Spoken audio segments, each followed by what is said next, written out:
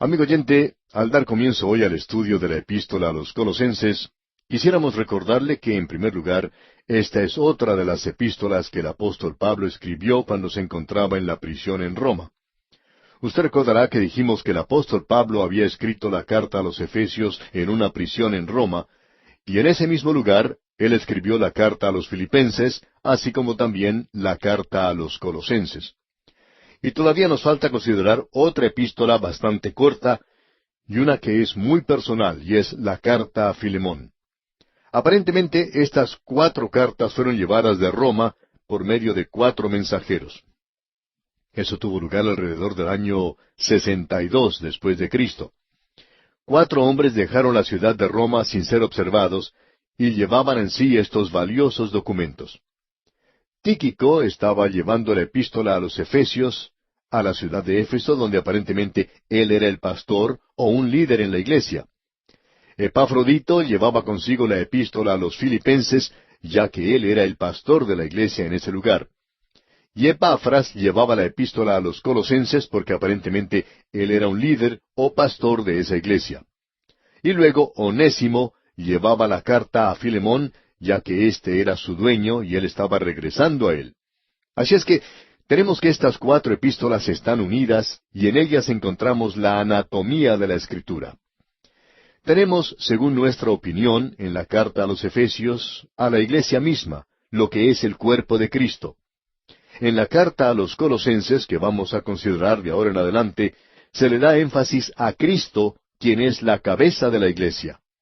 Y luego, en la epístola a Filemón, podemos observar a la iglesia andando aquí.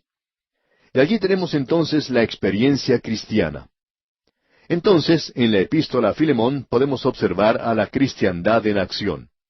Allí es donde podemos observar las cosas en el andar diario. Y uno puede observar allí que esto obraba en una sociedad pagana. Bueno, estos 4 documentos han sido llamados la anatomía de la cristiandad. Y estamos de acuerdo con eso. La llamaríamos la anatomía de la iglesia. Estos 4 libros pertenecen el uno con el otro. No creemos que haya 4 documentos más valiosos que estos. ¿Ha pensado usted alguna vez, amigo oyente, que si usted tuviera en sus manos hoy estos 4 documentos, de la manera en que Pablo los escribió, tal cual salieron de su mano, usted probablemente podría obtener el precio que quisiera por ellos y usted tendría la riqueza de un rey? Bueno, nosotros consideramos el valor de esto no basado en el dinero contante y sonante, sino que el valor espiritual de estos libros no se puede calcular en términos humanos. A manera de introducción queremos decir varias cosas en cuanto al lugar al cual fue enviada esta carta, Colosas. Colosas se encuentra en la misma zona donde está la Odisea y donde también se puede ver a Hierápolis. Si usted tiene oportunidad de visitar ese lugar, puede ver las ruinas de la gran iglesia que estaba en la ciudad de Colosas. Uno no ve en realidad la iglesia, sino que puede observar las ruinas de la ciudad. No había edificios como tales en aquel tiempo, y sabemos que los creyentes se reunían en el hogar de Filemón. En esa zona existía una gran civilización y también una gran población. Era lo que se puede considerar una puerta, llamada la puerta de Frigia. Era la puerta al oriente, al este. Y allí se reunía el este y el oeste. Y aquí es donde el Imperio Romano trataba de dominar al este y ponerlos bajo su poder. Era una ciudad fortificada, lo mismo que la Odisea, lo mismo que Filadelfia, Sardis, Tiatira y también como Pérgamo. Estas eran las grandes ciudades de defensa contra invasiones provenientes del oriente. Pero cuando uno llega a la época del período del apóstol Pablo, el peligro ya ha sido superado porque el Imperio Romano estaba en control de casi todo el mundo en esa época. Así es que estas personas se entregaron a un paganismo y a una gran inmoralidad en aquella época. Y la ciudad de Colosas era una ciudad típica de aquel día. Según los informes en existencia, Pablo nunca visitó esta ciudad. Ahora, ¿por qué no visitó Pablo ese lugar? Bueno, Pablo entró a la zona por el norte de Colosas. Él aparentemente no pasó a través de las puertas de Frigia. Él pasó por Sardis en el camino romano que se encuentra en esa zona, y esa aparentemente fue la forma por medio de la cual él fue hasta Éfeso. Pablo nunca estuvo en la ciudad de Colosas, y sin embargo, él fue quien fundó la iglesia de ese lugar. Ahora, este hombre, Epafras, aparentemente era el líder de esa iglesia, y bien puede haber sido el fundador directo de la misma. Pero fue Pablo quien fundó la iglesia de la misma manera en que fundó la iglesia en Roma. Él tocó las multitudes de personas en el Imperio Romano que gravitaban hacia Roma, y estas personas formaron la iglesia. Ahora existe la posibilidad de que Pablo haya ido a la Odisea, pero dudamos eso seriamente. Él sí fue a Éfeso, donde enseñó en la escuela de Tirano por 2 años. En realidad, él estuvo en Éfeso por 3 años. Y uno no puede apreciar todo esto sino hasta cuando uno puede visitar ese lugar y ve la tremenda civilización que existía en esa zona. En realidad, la cultura del Imperio Romano estaba allí. Ya no estaba en Grecia. Grecia se había deteriorado y la filosofía y su cultura también se habían deteriorado. Pero era algo viril en lo que hoy llamamos Asia Menor o Turquía, como se le llama específicamente en la época presente. Así es que, en esta zona fue donde Pablo realizó su gran obra junto con sus ayudantes. Con él se encontraban allí, por supuesto, Juan Marcos y Bernabé por cierto tiempo. Luego tuvo con él a Silas y también a Timoteo, y aparentemente otros de los apóstoles se unieron a él. Juan llegó a ser el pastor de la iglesia en Éfeso más adelante, y obviamente fue sepultado en esa zona. Bien, esta era una zona bastante grande, y también era una zona grande para el paganismo. Las religiones misteriosas se habían establecido allí. Ya existía por esa zona una actitud y tendencia religiosa filosófica conocida como gnosticismo. Y había una secta de este grupo en Colosas. Esta fue la primera herejía de la iglesia. Había varias formas de gnosticismo. La representada en Colosas era de los esenos, y existen 3 puntos de identificación. Ellos tenían un espíritu exclusivo. Ellos eran los aristócratas en la sabiduría. Ellos pensaban que ellos eran el pueblo. Ellos tenían el conocimiento en una botella y en sus manos tenían la tapa para la misma. Esa gente pensaba que tenía el monopolio de todo eso. Y como resultado encontramos que ellos se consideraban superiores en el conocimiento y que tenían que conocer más, por supuesto, que cualquiera de los apóstoles. Así es que Pablo presenta una advertencia en cuanto a esto en el primer capítulo de esta epístola a los Colosenses, versículo 28, donde dice, a quien anunciamos, amonestando a todo hombre y enseñando a todo hombre en toda sabiduría, a fin de presentar perfecto en Cristo Jesús a todo hombre. Ahora, la perfección no se encuentra en un culto o en esa clase de cosa. Se encuentra en realidad en el Señor Jesucristo. Y si nosotros tenemos sabiduría, la tenemos en Él. El segundo punto en cuanto a los gnósticos de esa zona, los esenos, es que ellos tenían dogmas especulativos en cuanto a la creación. Decían que Dios no creó en realidad el universo directamente, sino que Él creó a una criatura, quien a su vez creó otra criatura, y que esa criatura creó otra criatura, y que Cristo era una de las criaturas en esa larga serie de la creación. Y eso era lo que se conoció en la filosofía panteísta griega como demiurge. Quizá usted haya oído mencionar esto con anterioridad. Y luego existe otra señal que identifica a este grupo. Sus prácticas éticas eran el ascetismo. Ellos estaban influenciados por el estoicismo griego y también por un libertinaje sexual proveniente de los epicúreos griegos. Ellos eran también panteístas. Amigo oyente, siempre existe el peligro de que el cristianismo se congele en cierta forma. Tiene un ritual. Eso ha ocurrido en muchas zonas, en muchas iglesias. No es otra cosa sino simplemente un rito o una forma. Y esto es todo lo que uno hace. Luego, por otro lado, tenemos el otro exceso. Siempre existe el peligro de que se va a evaporar en una filosofía. Y todo lo que uno tiene entonces es nada más que una filosofía. Cierto hombre preguntó en una ocasión a un pastor, ¿qué teoría de inspiración mantiene usted? Y el pastor le respondió, no tenemos ninguna teoría de inspiración. Mantenemos simplemente que la palabra de Dios dice que es la revelación de Dios, y eso es lo que creemos. Y eso no es ninguna teoría. Ahora hay ciertas teorías de inspiración, y este es otro peligro. Existe el peligro de congelarse en cierta forma o estilo, y también el de que se evapore. Por un lado, tenemos a las iglesias ritualistas. Y por otro lado, se encuentra el liberalismo, y eso ha llegado a ser nada más que una filosofía con esta gente. Usted recuerda que el Señor Jesucristo dijo, "Yo soy el agua de vida". Bueno, Él no dijo, "Yo soy el hielo de la vida". Ahora, el agua helada es muy buena, y hay muchas personas que gustan de un rito hermoso. Y si usted tiene algo que vaya con ese rito, está bien. Pero ese algo tiene que ser Cristo. Pero el rito es nada más que hielo, y debemos recordar que Él es el agua de vida. Y cuando uno calienta el agua, lo que obtiene es vapor. Y Él tampoco dijo, "Yo soy el vapor de la vida". Él es el agua de vida, y es el agua a la temperatura de la vida. No se congela, ni hierve tampoco, sino que es Cristo en usted la esperanza de gloria. Y ese es el andar en la calle donde usted vive. Y esperamos que no esté congelado ni que esté hirviendo. Esto es el traer a Cristo al mismo lugar donde vivimos. Allí es donde lo necesitamos hoy, y allí es donde lo queremos.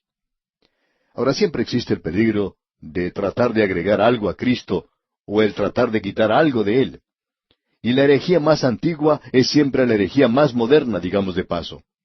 El cristianismo no es un problema matemático de sumar y restar. El cristianismo, amigo oyente, es Cristo. Y como Pablo dirá más adelante en esta epístola que estamos comenzando hoy, porque en Él habita corporalmente toda la plenitud de la deidad. En Él mora o habita todo el pleroma, es decir, toda la plenitud. Usted recibe todo lo que necesita en Jesucristo, debemos decir de paso. Creemos que hay algo aquí que es muy importante para nosotros y que lo debemos notar. Permítanos presentar una cita de alguien que ha dicho algo sobre esta epístola. Se trata del Dr. Sandy. Él dice que en la carta a los Efesios, la iglesia es el objetivo principal, y que el pensamiento pasa o se mueve hacia arriba a Cristo como la cabeza de la iglesia. En la epístola a los Colosenses, Cristo es el objetivo principal, y que el pensamiento pasa hacia abajo a la iglesia como el cuerpo de Cristo. Y el pensamiento que domina en esta epístola es que Cristo domina todo. Él es todo lo que necesito. Él es todo. Ahora Carlos Wesley dice en uno de sus hermosos himnos, "Tú, oh Cristo, eres todo lo que quiero. En ti hallo más que todo". ¡Cuán maravilloso, amigo oyente!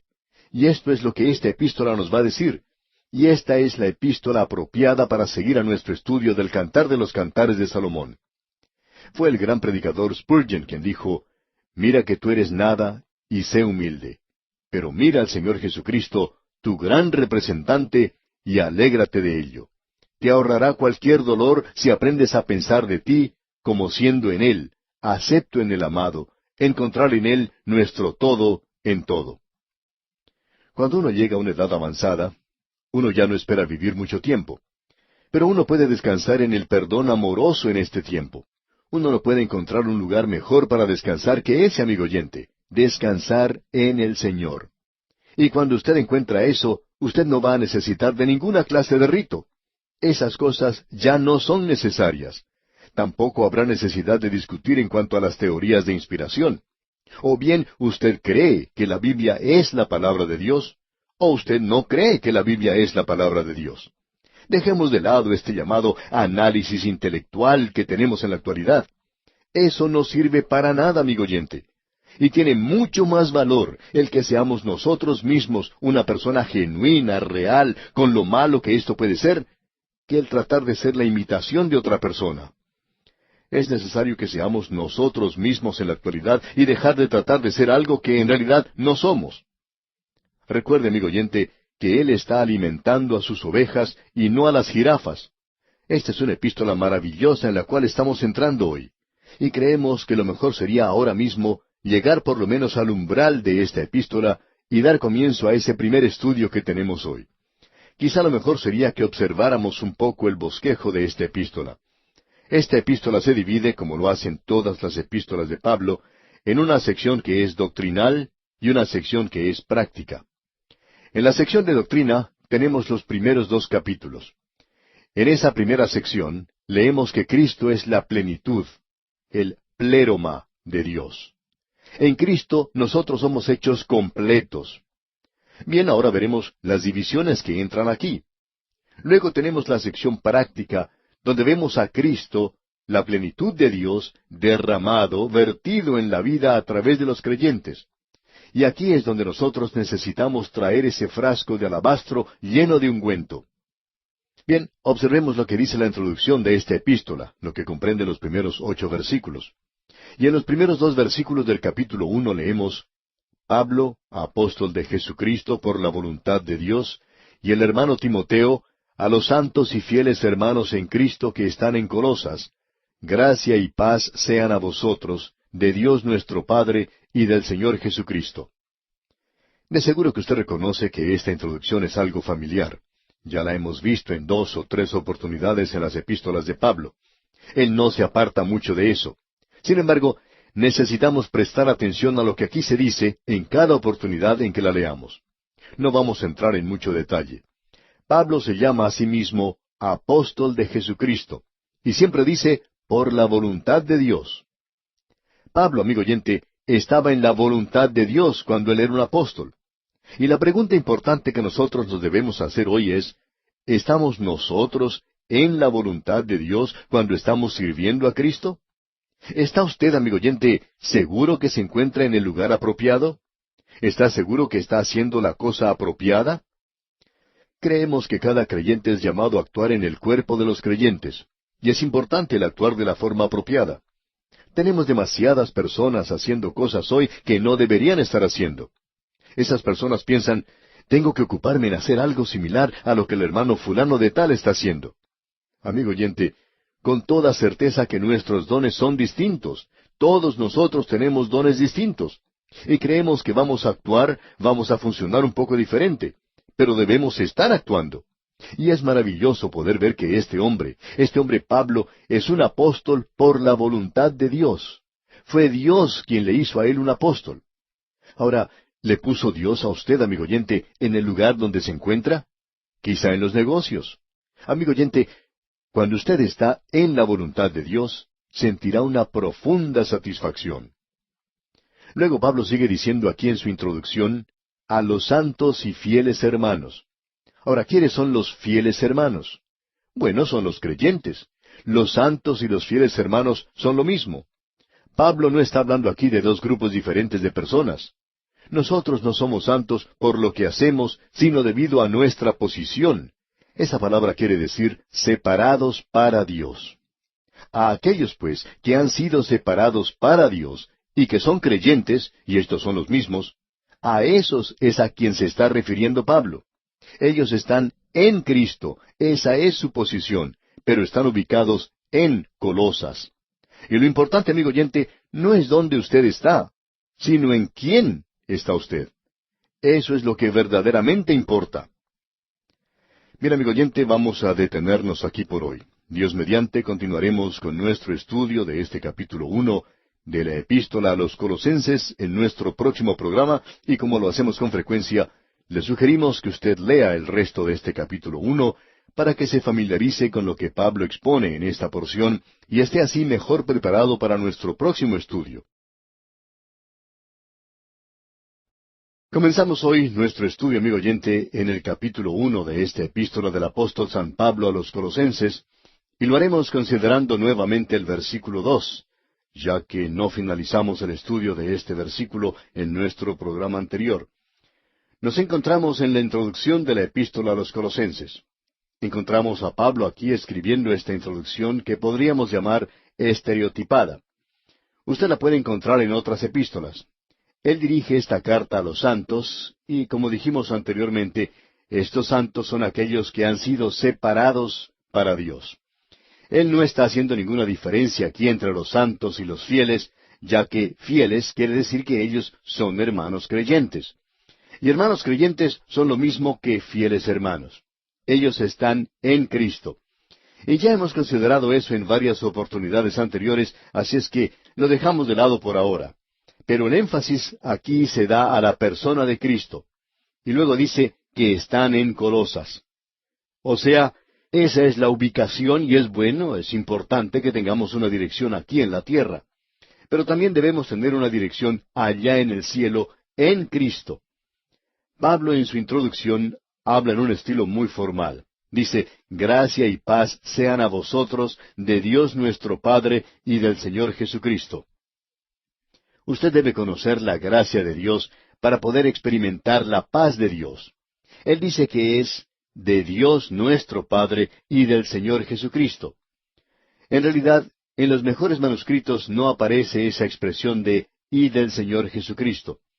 Y eso, amigo oyente, es muy importante de notar porque la herejía que Pablo está contraatacando era el gnosticismo, la primera herejía en la iglesia, y estos eran de la rama de los esenios, y ellos relegaban a Dios a un lugar muy apartado del hombre, y uno tenía que pasar a través de emanaciones para poder acercarse a Dios. ¿Ha notado usted, amigo oyente, que todas las religiones paganas y la mayoría de los cultos o sectas también tienen cierta clase de ábrete sésamo antes de que uno pueda llegar a Dios?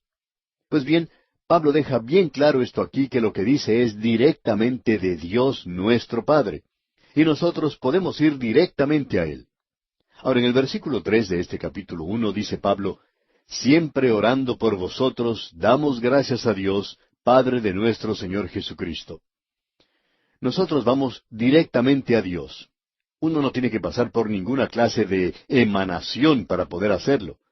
Si usted está en Cristo Jesús, amigo oyente, entonces tiene entrada. Ese es uno de los beneficios de ser justificado por la fe. Es este acceso a Dios, es por medio de nuestro Señor Jesucristo. Y eso se nos presenta aquí de una forma muy clara. Y luego dice, siempre orando por vosotros. Ahora, si usted está haciendo una lista de oración del apóstol Pablo, tiene que anotar a los colosenses porque él siempre oraba por ellos. Estaban en su lista de oración. Y ahora dice en el versículo 4, habiendo oído de vuestra fe en Cristo Jesús, y del amor que tenéis a todos los santos. Y queremos enfatizar esto muy particularmente aquí. Él va a hablar acerca de las cosas buenas de esta gente. Y él coloca junto aquí, como usted puede notar, la fe, el amor y la esperanza. Usted puede darse cuenta de esto al leer el versículo 5. Note usted lo que dice. A causa de la esperanza que os está guardada en los cielos, de la cual ya habéis oído por la palabra verdadera del Evangelio. Y debemos agregar que esto de la palabra verdadera del Evangelio se refiere al contenido del Evangelio, a las grandes verdades que pertenecen al Evangelio de la gracia de Dios. Hay otra cosa de importancia que debemos notar aquí. Pablo está hablando aquí de las cosas buenas de esta gente, y con razón. Ellos tenían fe hacia Dios, y eso es para el pasado, ya que la fe descansa sobre hechos históricos. Amigo oyente, usted no ha escuchado el Evangelio, a no ser que haya escuchado algo en qué creer, no algo que hacer, algo en qué creer. Es lo que Él hizo por usted y por mí hace más de 2000 años. La fe es por el oír, y el oír por la palabra de Dios. No es un salto en la oscuridad. Es algo que descansa sobre hechos históricos y es creyendo en Dios. Ahora eso es para el pasado, pero hay amor para el presente. Y usted puede notar que él habla de eso en la segunda parte del versículo 4, donde dice, y del amor que tenéis a todos los santos. Y amigo oyente, creemos que no tiene ningún sentido hoy el hablar de lo fundamentales que somos, y luego pasar nuestro tiempo crucificando a los demás hermanos, tratando de encontrar faltas en ellos, tratando de llamarles algo menos de lo que usted es, porque usted es un santo maravilloso, y ellos simplemente no han podido alcanzar ese nivel tan elevado suyo, y ellos no se han separado de la misma manera en que usted se ha separado. Amigo oyente, el mundo hoy no está interesado en esa clase de cosas. El mundo quisiera saber si nos amamos los unos a los otros. Y la hipocresía hoy del fundamentalismo es que le gusta derribar a algún hermano y muestra muy poco amor en muchos lugares. Hay muchos hombres que están en desacuerdo sobre una cosa u otra, y no podemos desear que todos ellos sean perfectos de ninguna manera. Así es que uno debe soportarles y también debe orar por ellos. Cierto hombre se acercó en cierta ocasión a un predicador y comenzó a conversar con él, y en el curso de la conversación comenzó a criticar duramente a uno de los líderes cristianos, y en cierto sentido el predicador tampoco estaba en completo acuerdo con algunas de las cosas que aquel líder hacía. Sin embargo, el Espíritu de Dios estaba usando a aquel líder de una forma muy poderosa. De modo que el predicador le preguntó a este hombre que estaba criticando, le dijo, ¿ha orado usted alguna vez por este hombre? A lo cual él le respondió, por supuesto que no. Bueno, le dijo el predicador, creo que debería hacerlo. Creo que usted debería orar por él porque Dios lo está usando. El Espíritu de Dios le está usando. Y amigo oyente, estos colosenses tenían algunas cosas buenas y tenían fe hacia Dios. Tenían una fe sólida, eran fundamentalistas y ellos también tenían amor por los hermanos y eso es algo importante. Y eso también es para el presente, como podemos apreciar. Aquí también encontramos esperanza para el futuro. Pablo puso estas tres gracias juntas a causa de la esperanza que os está guardada en los cielos. Me gustaría que usted notara una cosa. En el capítulo 13 de la primera epístola a los Corintios, Pablo presenta estas tres cosas, pero de una forma un poco diferente. Dice, y ahora permanecen la fe, la esperanza y el amor, estos tres. Él coloca la esperanza en el segundo lugar y el amor en el último lugar. ¿Por qué? Porque el amor es la única cosa que permanecerá. Es lo único que no es solo para el presente, sino que durará en la eternidad.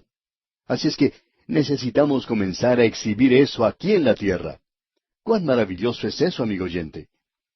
Ahora, en la primera parte del versículo 5 dice, como acabamos de leer, a causa de la esperanza que os está guardada en los cielos. Y esa esperanza es la bendita esperanza, mirando hacia la venida de Cristo, y nosotros debemos amar su venida también. Luego dice, de la cual ya habéis oído por la palabra verdadera del Evangelio. Ahora, el Evangelio es un Evangelio sencillo, eso es cierto. Y a usted se le pide que crea en ciertos hechos. Pero hay muchos hechos que están relacionados con el Evangelio. Él tuvo un nacimiento virginal, realizó milagros. Él es el Dios hombre y Él murió sobre la cruz, fue sepultado y resucitó. Él ascendió nuevamente al cielo. Él envió al Espíritu Santo al mundo en el día de Pentecostés para que formara la iglesia. Y hoy Cristo está sentado a la diestra de Dios. Ahora esa posición se nos da por el hecho de que nuestra redención ha sido completada. Y se nos dice que entremos en ese descanso que Él ofrece a aquellos que vienen a Él. Pero Él tiene un ministerio de intercesión presente por nosotros, y pienso que también otros ministerios. Y luego Él regresará otra vez. Y todo eso es parte de ese glorioso Evangelio, del contenido del Evangelio, como lo muestra Pablo aquí. Luego Él dice en el versículo 6 en su primera parte, que ha llegado hasta vosotros, así como a todo el mundo. Esa es una declaración bastante fuerte, como nos podemos dar cuenta. El doctor Vincent, un gran expositor de la epístola a los Colosenses, como de otras también, cree que es una forma retórica de expresar esto. Es una hipérbole. Y queremos ser honestos con usted, amigo oyente, y decir que tenemos dificultad en aceptar eso. ¿Quiere usted decir, Pablo, que el Evangelio, en esta época en particular, cuando se encontraba en la prisión de Roma, había alcanzado ya a todo el mundo? Bueno, eso es lo que Pablo dice, y pensamos que debemos tomarlo literalmente. Y creemos que Pablo quiere decir lo que dice. Y uno no se da cuenta de lo correcto que es esto hasta cuando puede contemplar en la ciudad de Sardis de Turquía parte del camino romano que ha sido excavado en esa zona. Ese es el camino por el cual llegó Pablo al país de Galacia en su camino hacia Éfeso. Y allí, por 3 años, se predicó el Evangelio y la gente que se encontraba allí venía de todas partes del Imperio Romano. El Evangelio había llegado antes que Pablo a Roma, ya que él no fue a esa ciudad sino hasta cuando fue tomado prisionero, y el Evangelio estaba siendo predicado a través del Imperio Romano. La palabra que se utiliza aquí es cosmos, y quiere simplemente decir el Imperio Romano de aquel día. Quiere decir que el Evangelio en ese tiempo había penetrado a los lugares más alejados del Imperio Romano. Había cruzado hasta la Gran Bretaña y había llegado a otros lugares. Y cada parte del Imperio Romano había oído el Evangelio en esa época en particular. Amigo oyente, esos apóstoles primitivos, antiguos, siempre estaban andando. Y no nos gusta el tratar de criticarlos. Y aquí dice que se predicó a todo el mundo romano. Y Pablo agrega, y lleva fruto. Y donde se predica el Evangelio llevará fruto, amigo oyente. Donde se presente la palabra de Dios, donde se presente el contenido del Evangelio, llevará fruto.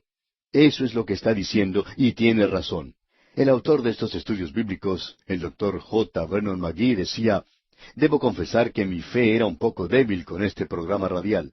Yo estaba determinado a presentar la palabra de Dios, pero hablando honradamente, esperaba fracasar rotundamente. Y la sorpresa más grande de mi vida fue que Dios bendijo su palabra. Nunca antes me había sorprendido tanto. Pensaba que me dejaría solo, pero no fue así. Él me dijo que iba a bendecir su palabra, y usted puede contar con ella. Y el apóstol Pablo dice aquí en este primer capítulo de la epístola a los Colosenses, versículo 6, y lleva fruto y crece también en vosotros desde el día que oísteis y conocisteis la gracia de Dios en verdad. Nos sorprende mucho el ver la cantidad de cartas que recibimos y gente que nos dice que ha llegado a conocer a Cristo a través de este débil ministerio radial nuestro. Pero amigo oyente, Dios bendice su palabra, y eso no solo lo creemos, sino que lo sabemos. Y no estamos dispuestos a discutir o argumentar sobre esto con ninguna persona. Alguien quizá puede venir y decirnos, yo no creo que la Biblia sea la palabra de Dios. Y nosotros decimos, ¿no lo cree? Y nos dicen, bueno, ¿no quiere discutir sobre este asunto? Y vamos a responder que no. Y se preguntan por qué, vamos a decir, porque sabemos que es la palabra de Dios. No lo creemos, sino que lo sabemos. Ahora supongamos que alguien se me acerca y me diga, bueno, yo quiero discutir con usted en cuanto a si usted ama a su esposa o no lo ama. Yo puedo presentarle varios argumentos filosóficos que le demostrarán que usted no ama a su esposa. Y sabe, amigo oyente, que esa persona quizá podría argumentar mucho mejor que nosotros y quizá hasta derrotarnos intelectualmente. Y si esa persona hace eso y nos demuestra por medio de la lógica y de toda clase de argumentos que yo no amo a mi esposa, ¿sabe lo que yo diría? Yo diría, bueno, yo no sé en cuanto a esos argumentos suyos, pero quiero que sepa una cosa. Yo amo a mi señora, yo amo a mi esposa, yo sé eso, estoy convencido de eso. Yo no necesito esos argumentos convincentes, sofisticados, astutos, esotéricos del día de hoy. Hay algunas cosas que nosotros conocemos hoy y no deberíamos permitir que aquello que no conocemos perturbe aquello que sí conocemos. Y eso es algo importante de ver de nuestra parte.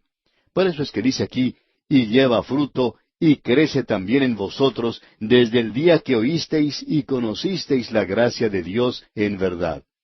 Esto es algo maravilloso, ¿no le parece?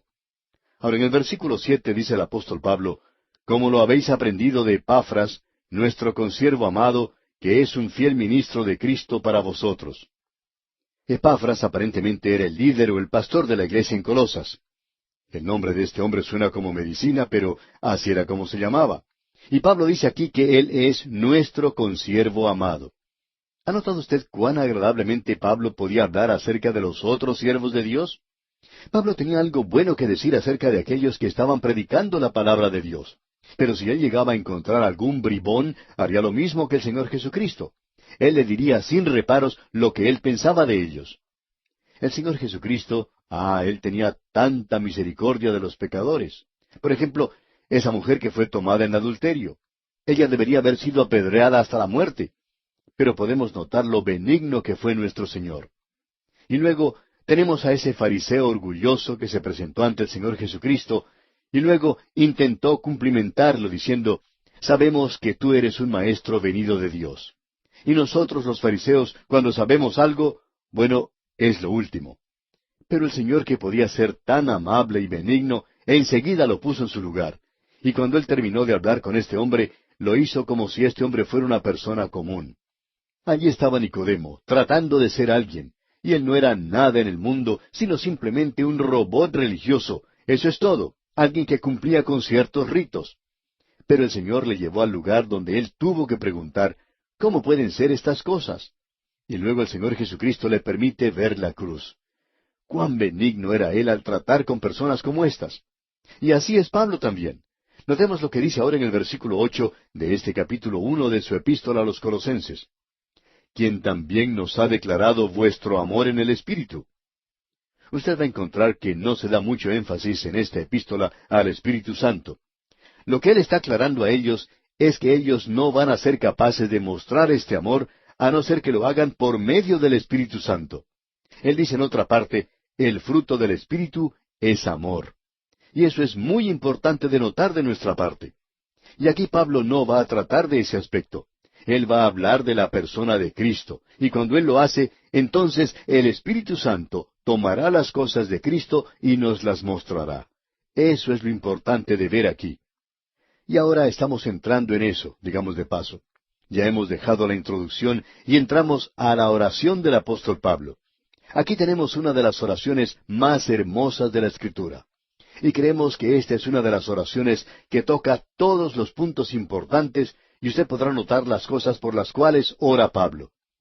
Lo interesante es que hoy encontramos a personas orando por estas cosas. Y Pablo deja muy en claro que nosotros ya tenemos esas cosas. El doctor Ironside comenta sobre ciertas oraciones que dicen lo siguiente: Te rogamos, Padre, que perdones nuestros pecados y nos laves en la sangre de Jesucristo, que nos recibas en tu reino. Danos tu Santo Espíritu y sálvanos por amor a Cristo. Amén.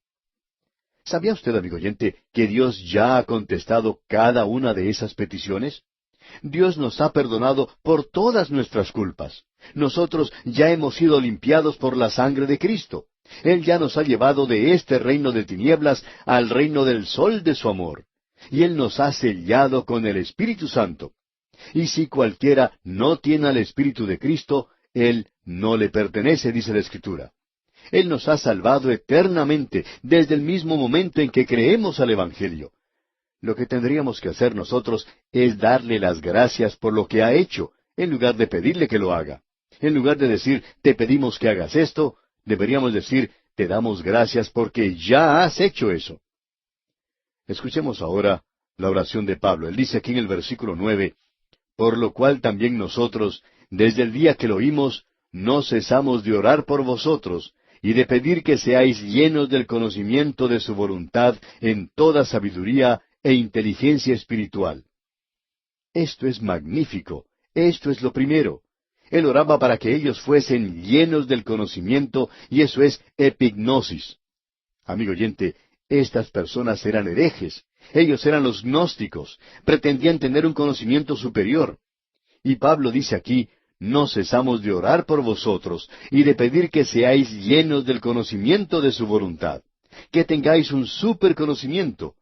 Los gnósticos se jactaban que ellos lo tenían, y Pablo aquí limita este conocimiento a la voluntad de Dios, y tiene que ser en sabiduría e inteligencia espiritual y conocimiento. Y la palabra sabiduría se presentará como 40 veces en esta carta. Y vamos a destacar esto cuando se presente otra vez. Notemos ahora lo que dice el versículo 10. En su primera parte se menciona otra cosa. Leamos. Para que andéis como es digno del Señor, agradándole en todo. Agradando a Dios. Y esto quiere decir que nosotros no nos vamos a estar inclinando ante los hombres o tratando de complacerlos. Y luego en la segunda parte del versículo 10 tenemos la tercera cosa. Llevando fruto en toda buena obra. Es decir, que el creyente es una rama que lleva fruto. Nosotros debemos producir fruto. Y al final de este mismo versículo 10 leemos, y creciendo en el conocimiento de Dios. El creyente no debe ser una persona estática, sino que tiene que ser viva y crecer en la palabra de Dios. ¿Y cuán importante es esto, amigo oyente? Sigamos adelante. En el versículo 11 tenemos la quinta cosa por la cual ora Pablo. Allí dice, fortalecidos con todo poder, conforme a la potencia de su gloria, para toda paciencia y longanimidad. Y la fuerza y el poder solo viene de Dios, y eso es producido por el Espíritu Santo en paciencia y longanimidad y gozo. Fortalecidos con todo poder, dice. Y notamos que dice también, para toda paciencia. Y luego dice en ese mismo versículo, y longanimidad. ¡Cuán maravilloso es esto, amigo oyente! Llegamos ahora a las cosas por las cuales Él da gracias. Y todas nuestras oraciones deberían estar llenas de acción de gracias. Notemos lo que dice el versículo 12. Con gozo, dando gracias al Padre que nos hizo aptos para participar de la herencia de los santos en luz. Dios, en su gracia, nos ha dado una herencia con los santos en luz. Y nosotros deberíamos asirnos de eso, agarrarnos de eso, creer en Dios. La segunda cosa es mencionada en el versículo 13, donde dice, el cual nos ha librado de la potestad de las tinieblas y trasladado al reino de su amado Hijo.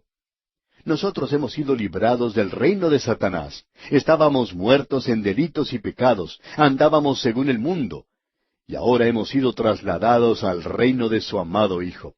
De paso, digamos que este es el aspecto presente del reino de Dios aquí en la tierra. El único lugar donde podemos tener el reino de Dios es sobre la tierra. Usted no lo puede edificar. La única forma en que se puede tener es abriendo su corazón y recibiendo a Cristo Jesús como su Salvador. Y entonces usted mismo es trasladado a ese reino. Esto es algo maravilloso, debemos afirmar. Y en el versículo 14 se nos dice, en quien tenemos redención por su sangre, el perdón de pecados. Esto es algo realmente maravilloso.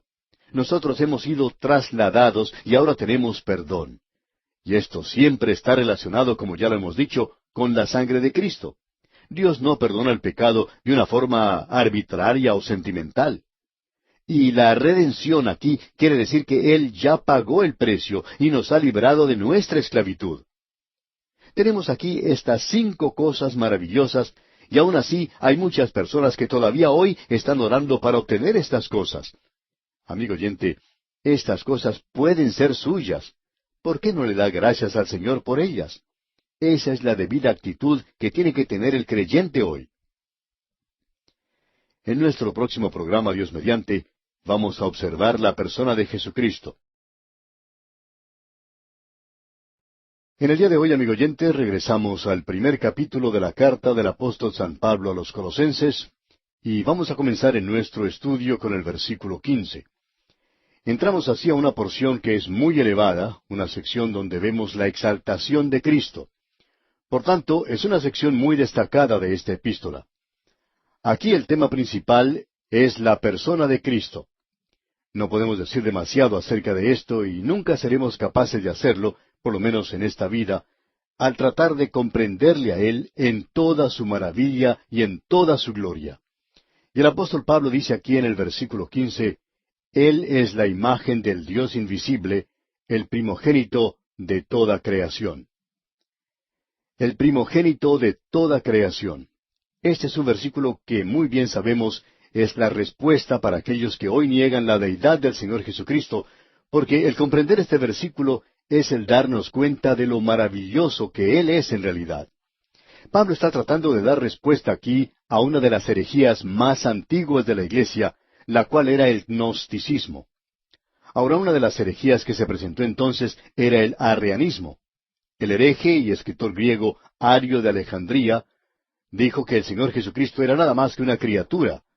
Y el concilio de Nicea le respondió en el año 325 después de Cristo, cuando hizo la siguiente declaración. El Hijo es tan hombre como el mismo hombre, y tan Dios como el mismo Dios.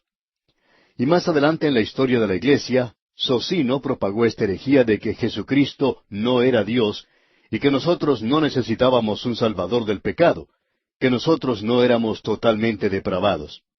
Y en realidad esto ha sido la base de los unitarios y de muchos otros cultos en la actualidad. Y hay uno de ellos en particular y usted sabe cuál es. Pues bien, hay 9 marcas de identificación de Cristo que lo hacen a Él diferente de cualquier otra persona que haya vivido. Y también es superior a todos ellos. Tenemos 2 de estas declaraciones aquí en este versículo que estamos leyendo. En primer lugar, se nos dice que Él es la imagen del Dios invisible. Bien, esta palabra imagen es eikon. Lo interesante aquí es, ¿cómo puede ser la imagen de un Dios invisible? Porque uno no puede sacar una foto de aquello que es invisible. Entonces, ¿cómo puede ser eso? Bueno, Juan nos aclara esto en el prólogo de su Evangelio donde dice, en el principio era el Verbo. Y ese era el principio que no tiene principio, porque Él no tenía principio. Y el capítulo 1, versículo 1 del Evangelio según San Juan declara, en el principio era el Verbo, y el Verbo era con Dios, y el Verbo era Dios. Y luego más adelante en el versículo 14 del mismo capítulo 1 de San Juan dice, y aquel Verbo fue hecho carne. O podríamos decir, nació carne. Si usted busca la historia de la Navidad en el Evangelio de Juan, aquí la tiene. Él fue hecho carne.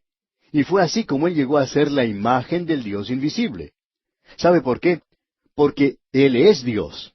Si Él no fuera Dios, entonces no podría haber llegado a ser la imagen del Dios invisible. Bien, la segunda declaración que tenemos aquí nos dice que Él es el primogénito de toda creación. Aquí tenemos nuevamente esta declaración tan tremenda y maravillosa. Y eso revela su relación con el Padre, y es su posición en la Trinidad. En ninguna parte de las Escrituras se nos enseña que Él tuvo su comienzo en Belén. Se nos dice que la profecía dijo que vendría de Belén. Porque un niño nos es nacido, hijo nos es dado. Él vino de la eternidad y tomó en sí mismo nuestra humanidad. Y lo que el apóstol Pablo está haciendo aquí en realidad es tratando con una de las filosofías de aquellos días, una de esas religiones que trataban de los misterios. La forma en que obraba esa filosofía equivocada era la siguiente. Se trata del demiurgo. Quiere decir con esto que Dios creaba una criatura subordinada a Él. Y luego esta criatura, a su vez, criaba otra criatura debajo de sí mismo, y entonces esa otra criatura creaba a otra criatura debajo de ella misma. Y uno puede continuar y continuar de esa forma hasta donde uno quiera. Finalmente, uno llega a la criatura que creó a este universo. Ahora, esa era la manera en que ellos enseñaban como si fueran las emanaciones de Dios. Y cada una de estas, el león creaba otra y otra y otra más. Una de las primeras herejías de la Iglesia, el gnosticismo, enseñaba que Jesucristo era una de esas criaturas. Y Pablo está respondiendo a eso aquí. Él está diciendo que Él, o sea, el Señor Jesucristo, era el primogénito de toda la creación, que Él está detrás de toda la creación. Él no nació en la creación. La palabra que él utiliza aquí es una palabra maravillosa, prototokos, o sea, antes de toda creación. Y Él es aquel que, como ya hemos dicho, vino a este mundo hace más de 2000 años, y el Verbo se hizo carne. Veamos lo que dice allá el primer capítulo del Evangelio según San Juan, versículos 1 al 3. Escuche usted. En el principio era el Verbo, y el Verbo era con Dios, y el Verbo era Dios. Este era en el principio con Dios. Todas las cosas por Él fueron hechas, y sin Él nada de lo que ha sido hecho fue hecho. Nos damos cuenta entonces que Él es el primogénito de toda la creación. Usted puede ver que Dios es llamado el Padre Eterno. El Hijo es llamado el Hijo Eterno.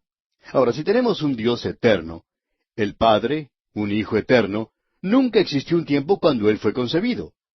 Y eso es algo que se nos presenta muy claramente aquí.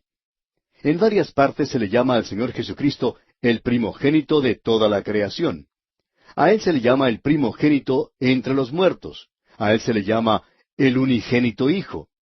El versículo 18 de este capítulo 1 de la Epístola a los Colosenses que estamos estudiando menciona al Señor Jesucristo como el primogénito entre los muertos.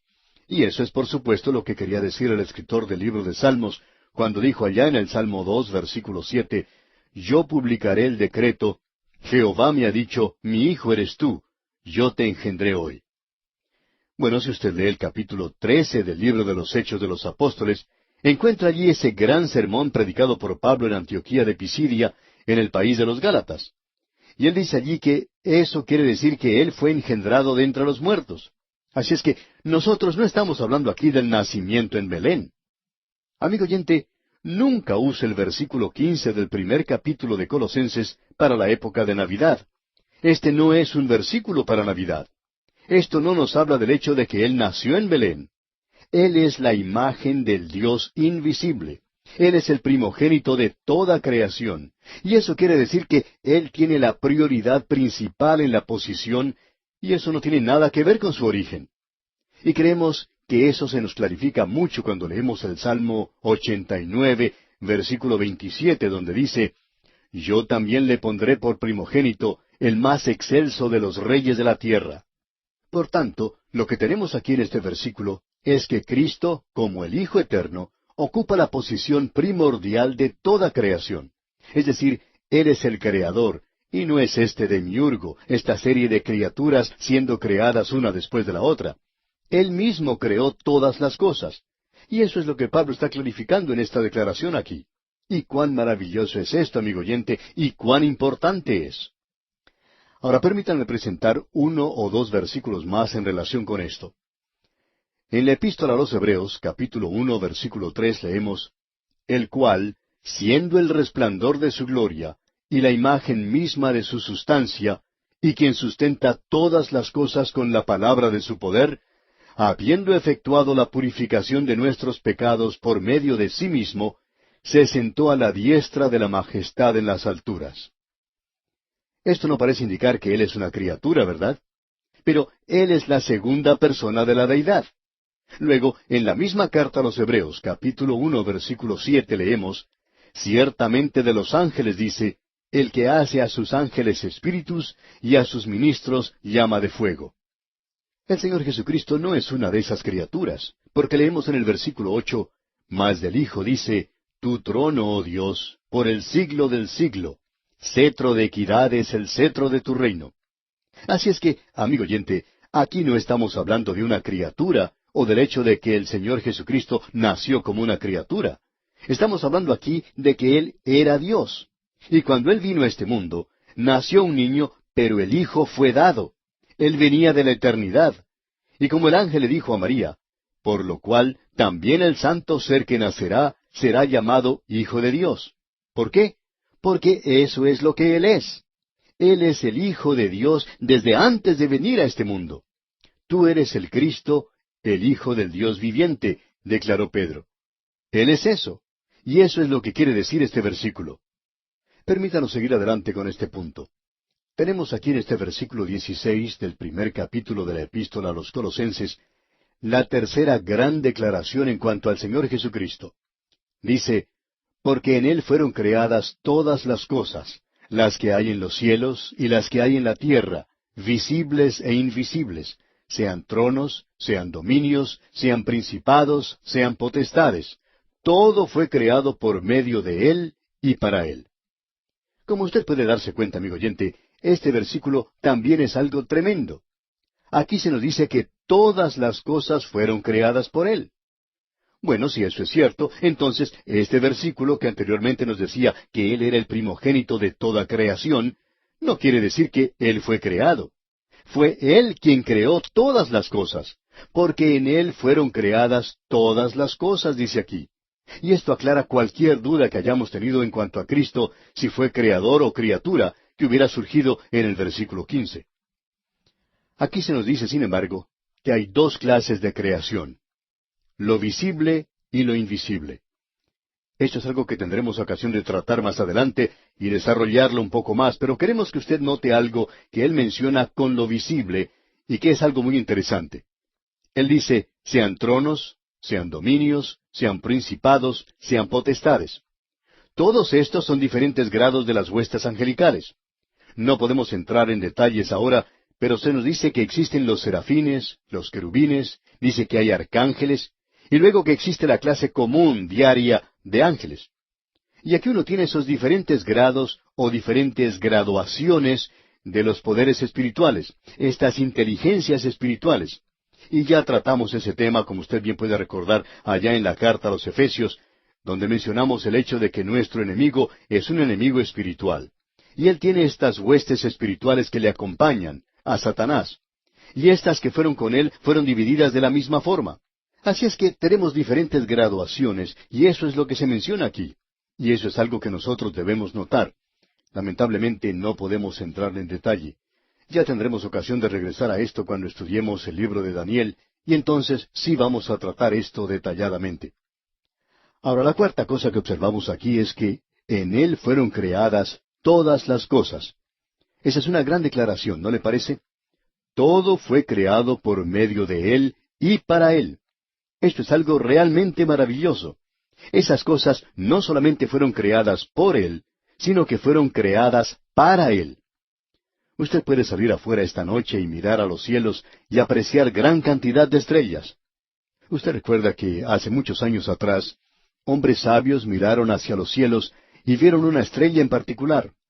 Bueno, quizá usted pueda salir a ver las estrellas, pero no va a encontrar a esa estrella en particular.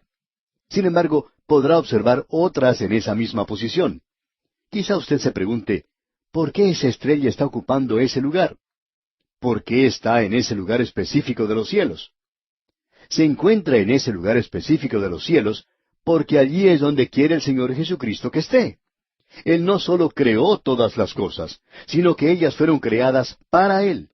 Y una de las cosas más hermosas en relación a esto es que se nos dice que somos herederos de Dios y coherederos con el Señor Jesucristo. Usted sabe, amigo oyente, que vamos a recibir una gran porción de bienes raíces algún día. Quizás se nos entregue una estrella completa a cada uno de nosotros. No sé, pero a veces me pregunto en cuanto a estas cosas. Y creo que vamos a estar muy ocupados en la eternidad y que entonces ya no seremos seres terráqueos. Tendremos un cuerpo nuevo, librado del poder de la gravedad. Estaremos viviendo en una ciudad llamada Nueva Jerusalén.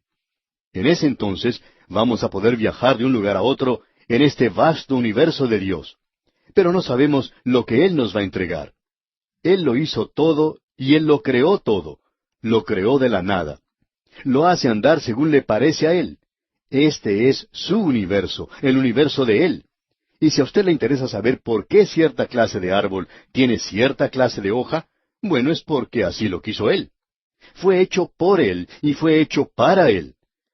Y nosotros vamos a ser parte de eso algún día. Nosotros vamos a recibir algo de eso.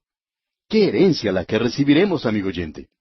Nunca hemos dedicado mucho tiempo a eso porque siempre creemos que es algo teórico, dado a la especulación, y aún hoy creemos que es así, pero a menudo me he preguntado lo que usted y yo vamos a recibir algún día. Va a ser algo maravilloso cuando lo recibamos, amigo oyente. Usted y yo, amigo oyente, vivimos nada más que en una tienda aquí en esta tierra.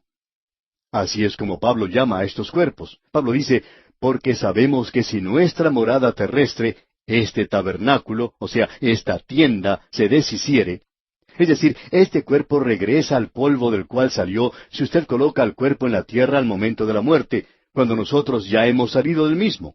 Ausentes del cuerpo, dice Pablo, presentes con el Señor. Nosotros estaremos en nuestro hogar con el Señor cuando nos ausentemos de este cuerpo terrenal, estos cuerpos viejos que tenemos en los cuales andamos aquí. Y amigo oyente, usted puede estar viviendo en un hogar que cueste millones de dólares, pero aún así, usted está viviendo en una tienda débil, antigua, lista a destruirse. Todos nosotros nos encontramos en la misma situación con los cuerpos que tenemos.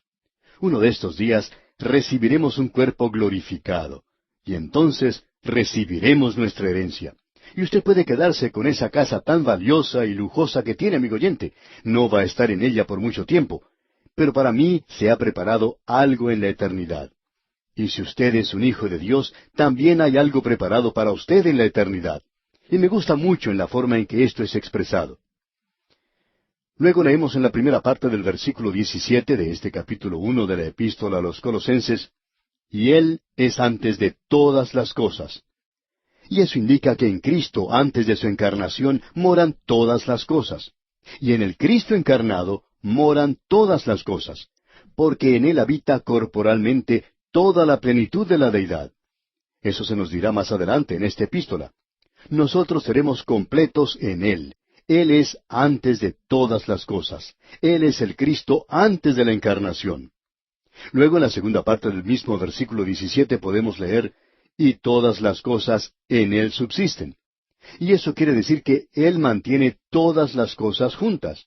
Él es un buen pegamento en lo que se refiere a mantener a este universo unido. Hace algunos años, en nuestra época, el hombre realizó algo muy atrevido. El hombre desató el átomo. El Señor Jesucristo, cuando creó el átomo, ató a cada una de esas pequeñas partículas juntas, y el hombre realizó lo que llamó la división del átomo. Amigo oyente, él se encontró con una vasta fuente de poder. ¿Ha pensado usted alguna vez en el tremendo poder que existe en el átomo de este universo? El hombre puede hacer una bomba que probablemente ni usted ni yo podríamos levantar y hacer volar este universo, o destrozar este mundo en el cual vivimos, dejándolo hecho pedazos. ¿Ha pensado usted alguna vez en el tremendo poder que está atado en este vasto universo físico? ¿Quién mantiene a estas cosas unidas? Él no solo creó todas las cosas, amigo oyente, sino que todas las cosas en Él subsisten. Y eso, amigo oyente, es una gran tarea en sí misma, el de mantener todo esto junto. El Señor Jesucristo es quien hace eso. Y todas las cosas en Él subsisten. Y eso se menciona otra vez, amigo oyente, en el capítulo 1 de la Epístola a los Hebreos, versículo 3, donde dice, en el cual, siendo el resplandor de su gloria, la imagen misma de su sustancia, y quien sustenta todas las cosas con la palabra de su poder, habiendo efectuado la purificación de nuestros pecados por medio de sí mismo, se sentó a la diestra de la majestad en las alturas. Él sustenta todas las cosas. Él es una persona maravillosa, ¿verdad? Él es una persona gloriosa. Notemos ahora lo que se dice acerca de él en el versículo 18 de este capítulo 1 de la Epístola a los Colosenses. Y él es la cabeza del cuerpo que es la iglesia, él que es el principio, el primogénito de entre los muertos, para que en todo tenga la preeminencia. Aquí se nos dice nuevamente que él es el primogénito, pero él es el primogénito de entre los muertos. Eso es lo que tenemos en el Salmo 2 que ya hemos considerado. Y él es la cabeza de la iglesia. Eso lo vimos allá en la Epístola a los Efesios capítulo 1 versículo 22. Él es el primogénito de entre los muertos, y él es el único que ha sido resucitado en un cuerpo glorificado. ¿Sabía usted que existe solo un hombre que ha sido resucitado con un cuerpo glorificado? Él es las primicias de los que duermen. Así es que cuando usted pone a un ser amado en la tumba, a un ser amado que está en Cristo, es como si lo estuviera colocando en un hotel. Es como si lo colocara allí por unos pocos días, porque muy pronto llegará una mañana brillante. El cuerpo duerme. La persona ha ido a estar con el Señor. ¡Qué cuadro el que tenemos, amigo oyente! Y luego, cuando Él regrese a tomar a su iglesia y sacarla de este mundo, entonces, amigo oyente, ese cuerpo resucitará. Ha sido sembrado en corrupción, resucitado en incorrupción, y nosotros recibimos un cuerpo nuevo. Así que Él es la cabeza del cuerpo que es la iglesia. Él es el principio, el primogénito entre los muertos, para que en todo tenga la preeminencia. Y vamos a observar esto, Dios mediante, en nuestro próximo programa. Hoy, amigo oyente, nos encontramos en una sección del primer capítulo de esta epístola a los Colosenses, en la cual estamos tratando con la persona del Señor Jesucristo. Y al comienzo, en el versículo 15, vimos que hay 9 cosas que identifican al Señor Jesucristo y que éstas le hacen a Él diferente, superior y único. No vamos a volver a mencionar estas cosas porque ya estamos al final de la lista. Y hoy vamos a comenzar nuestro estudio en la primera parte del versículo 18, donde finalizamos con esta lista y dice, y Él es la cabeza del cuerpo, que es la iglesia. Y esa es la clave, creemos, para la epístola a los Colosenses. Y permítanos decirle por qué. En la epístola a los Efesios, que es una epístola compañera a esta epístola a los Colosenses, tenemos que el énfasis se pone en el hecho de que la iglesia es el cuerpo de Cristo aquí en este mundo. Y el énfasis se le da al cuerpo. Pues bien, aquí en la epístola a los Colosenses, el énfasis se le da a la cabeza del cuerpo, y esa cabeza es la persona de Jesucristo. Él es la cabeza de este cuerpo, y eso, según creemos, es una declaración importante que nosotros debemos notar. Si usted regresa a la epístola a los Efesios, puede encontrar allá en el capítulo 1, versículo 22, lo siguiente. Y sometió todas las cosas bajo sus pies, y lo dio por cabeza sobre todas las cosas a la iglesia. Así que nos damos cuenta que estas 2 epístolas van juntas. Y en la epístola a los Filipenses, que va junto con estas otras, en lo que llamamos las epístolas del cautiverio, vemos a la iglesia con pies que camina a través de este mundo. Y la experiencia de la iglesia, la experiencia del creyente, es decir, lo que el creyente debe experimentar. Ahora bien, al avanzar en este versículo 18, vemos que Cristo es también el primogénito de entre los muertos.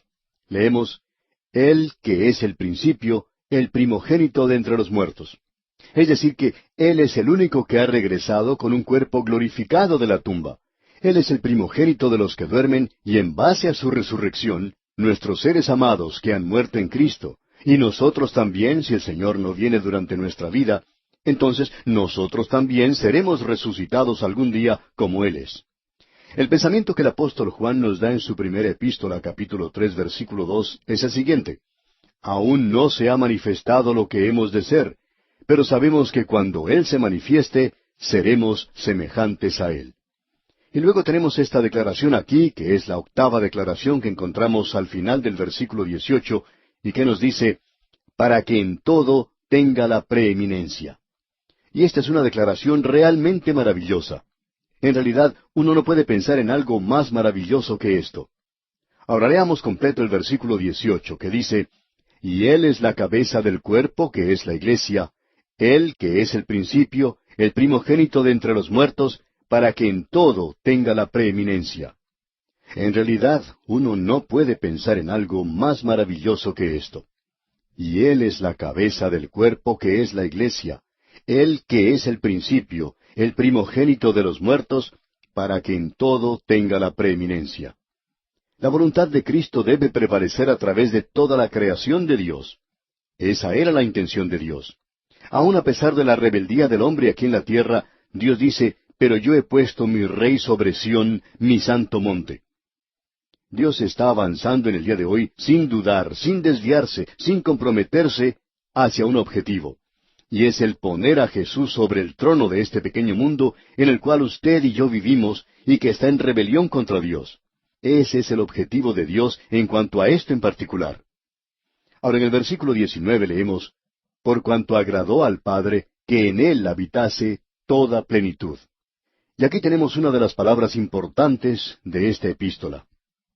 En la epístola a los Filipenses encontramos que la palabra importante era kenosis, en el idioma griego, que quiere decir vaciar, o sea que Él se vació a sí mismo. Pero Él no se vació a sí mismo, sino que puso a un lado su prerrogativa de la deidad y su gloria. Pero Él era Dios cuando vino a este mundo, y en Él habita toda plenitud. La palabra en griego es pleroma, que significa plenitud, totalidad, lo que quiere decir que en Él habita toda la plenitud de Dios. Así es que, cuando Él estuvo en esta tierra, lo que uno tiene es que el pleroma, o sea, la plenitud, se sentía como en casa en Jesucristo. Cuando Él estaba aquí, Él era Dios 100%. No es que Él era 99,5% Dios. Él era 100% Dios, amigo oyente.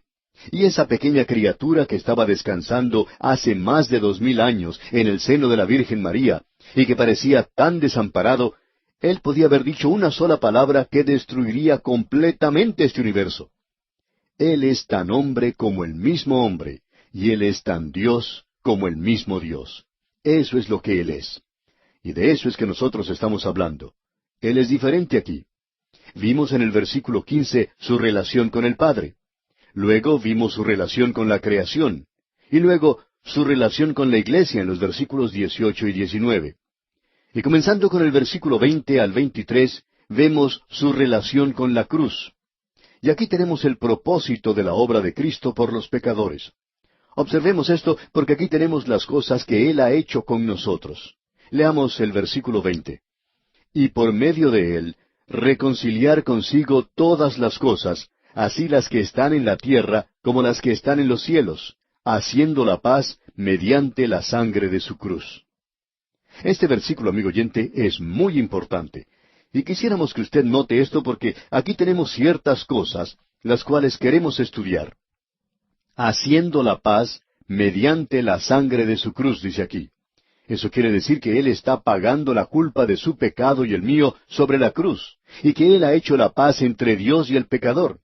Así es que Dios no se acerca al hombre acusándolo y diciéndole, mira amigo, yo estoy contra ti. Tú te has estado rebelando contra mí. Tú eres un pecador y voy a tener que castigarte. No, amigo oyente, Dios le está diciendo al pecador perdido en el día de hoy, a usted y a mí, nos dice, yo he cumplido con el castigo, ya he pagado ese castigo y te estoy diciendo que hoy tú puedes venir a mí y que cuando tú vienes a mí encontrarás paz. Ya se ha hecho la paz. Eso es lo que el apóstol Pablo quería decir allá en el capítulo 5, versículo 1 de su epístola a los Romanos, cuando dice, justificados pues por la fe, tenemos paz para con Dios por medio de nuestro Señor Jesucristo. Y usted tiene que haber notado que la paz que aquí se ha logrado fue a través de la sangre de su cruz. Esta es una declaración muy interesante. Y usted puede notar que el apóstol Pablo pone juntos el perdón de los pecados con la sangre de la cruz. Usted se puede dar cuenta, amigo oyente, que Dios hoy no es un vecino desagradable que nos está esperando a la vuelta de la esquina para saltar sobre nosotros y encontrar alguna falta en nosotros. Dios tiene su mano extendida y está diciéndole al pecador, ven y te daré redención y descanso. Por eso decimos que lo que Él dice aquí es algo muy importante. haciendo la paz mediante la sangre de su cruz. Como usted puede ver, cuando Dios perdona, amigo oyente, siempre lo hace porque el castigo ya ha sido pagado. Él nunca perdona sino hasta cuando se haya pagado el castigo. Ya ha sido pagado el castigo por su pecado, amigo oyente. Por tanto, Dios le puede perdonar. Y ahora podemos leer, y por medio de él, reconciliar consigo todas las cosas. Ahora observemos esa palabra reconciliación. La reconciliación es hacia el hombre. La redención es hacia Dios. Es decir, que lo que Dios está diciendo al pecador en el día de hoy es lo que dijo el apóstol Pablo en su segunda carta a los Corintios, capítulo 5, versículos 18 al 20. Y todo esto proviene de Dios, quien nos reconcilió consigo mismo por Cristo y nos dio el ministerio de la reconciliación, que Dios estaba en Cristo reconciliando consigo al mundo, no tomándoles en cuenta a los hombres sus pecados, y nos encargó a nosotros la palabra de la reconciliación. Así que somos embajadores en nombre de Cristo, como si Dios rogase por medio de nosotros. Os rogamos en nombre de Cristo, reconciliaos con Dios. Eso es exactamente lo que Dios le está diciendo al hombre del día de hoy. Dios dice, yo estoy reconciliado con ustedes. ¿Quieren ustedes reconciliarse conmigo? Eso es lo que dice aquí. Hay muchas personas que dicen que uno tiene que hacer algo para ganarse a Dios. Amigo oyente, Dios está tratando de ganarlo a usted para el reino de los cielos. Y tal parece que el zapato está al revés, en el otro pie. Dios le está pidiendo al hombre que se reconcilie. Pues Él, es decir, Dios, ya está reconciliado. Tenemos ahora aquí una declaración que ha causado que algunas personas tengan la impresión equivocada de que todos van a ser salvos, porque aquí dice, y por medio de Él, reconciliar consigo todas las cosas. Y habla mucho de eso. No sé por qué la gente no presta un poco más de atención a la gramática en este versículo. Aquí se habla de reconciliar consigo todas las cosas. Bien, entonces, ¿cuáles son todas esas cosas? Bueno, eso está en realidad limitado a todas las cosas que tienen que ser reconciliadas, que están señaladas para reconciliación. Creemos que sería bueno mencionar un versículo que nos pueda aclarar este punto y que se encuentra allá en la epístola a los Filipenses, capítulo 3, versículo 8, donde leemos, y ciertamente aún estimo todas las cosas como pérdida por la excelencia del conocimiento de Cristo Jesús, mi Señor, por amor del cual lo he perdido todo y lo tengo por basura, para ganar a Cristo. Escuche lo que Pablo está diciendo aquí. Nos dice, estimo todas las cosas como pérdida. Ahora, ¿cuáles son todas esas cosas? ¿Quiere decir acaso todas las cosas en este mundo? No, amigo oyente. Estimo todas las cosas que él tenía que perder. Y él ya había mencionado las cosas positivas que él tenía en su vida, como la vida religiosa que él había tenido. Él ya había mencionado todo esto. Y esas son todas esas cosas a las que él se refiere. Pablo no podía perder algo que no tenía. Por tanto, eran aquellas cosas que él podía perder. Pues bien, volviendo ahora a nuestro texto, ¿cuáles entonces son todas esas cosas? Son todas las cosas que él había señalado para ser reconciliadas. Ahora él dice aquí, y él limita eso, así las que están en la tierra como las que están en los cielos. Bueno, esta es otra declaración que nos llama mucho la atención. Le vamos a decir por qué. Porque aquí tenemos algo que es muy interesante. Él no dice las cosas que están debajo de la tierra. Hace unos momentos mencionamos la porción de la epístola a los Efesios, capítulo 1, versículo 22, donde dice que Dios sometió todas las cosas bajo sus pies. Dios le había puesto a él, a Cristo, como la cabeza sobre todas las cosas en la iglesia. Ahora, ¿cuáles son todas las cosas que serán? Bueno, allá en la epístola a los Filipenses, capítulo 2, versículo 10, dice que en el nombre de Jesús se doble toda rodilla de los que están en los cielos y en la tierra y debajo de la tierra. Bien, todo reconocerá el señorío de Jesucristo, pero eso no quiere decir que ellas van a ser reconciliadas, porque él aquí en Colosenses capítulo 1 versículo 20 menciona simplemente las cosas que están en la tierra como las que están en los cielos. No se menciona aquí las cosas debajo de la tierra. Amigo oyente, no escuche, no preste atención a las cosas que le van a decepcionar el día de hoy. Ese canto de sirena que le dice, bueno, todas las cosas van a resultar bien. Usted puede contar con Dios, que Él va a ser dulce y bueno, como si fuera una abuelita. Y no queremos ser irrespetuosos aquí, amigo oyente, pero dicen que Él va a ser bueno y dulce con todos y que uno puede contar con eso. Amigo oyente, no ponga su confianza en eso, porque las cosas que van a ser reconciliadas son las cosas que están en el cielo y en la tierra, no debajo de la tierra. Las cosas debajo de la tierra van a tener que inclinarse ante Él, no van a ser reconciliadas con Él. Este es el lugar y esta es la vida donde nosotros debemos ser reconciliados con Dios. Como bien podemos darnos cuenta, este es un versículo tremendo. Ahora, en el versículo 21, en este capítulo 1 de la Epístola a los Colosenses, leemos, «Y a vosotros también, que erais en otro tiempo extraños y enemigos en vuestra mente, haciendo malas obras, ahora os ha reconciliado». Dios no espera hasta que nosotros prometamos lavarnos bien la cara, ponernos nuestra ropa dominguera e ir a la escuela dominical antes de haber decidido hacer eso. Lo hizo cuando usted y yo, amigo oyente, aún estábamos en rebelión contra Él y haciendo obras malas. Entonces fue cuando nos reconcilió a sí mismo. Nadie puede decir hoy, yo estoy perdido porque Dios no ha hecho una provisión adecuada para mí. Usted está perdido, amigo oyente, porque usted quiere perderse. Usted está perdido porque usted está en rebelión contra Dios. Luego el apóstol Pablo menciona algo aquí que es muy interesante y que nosotros queremos enfatizar. Leamos otra vez este versículo 21. «Y a vosotros también, que erais en otro tiempo extraños y enemigos en vuestra mente, haciendo malas obras, ahora os ha reconciliado».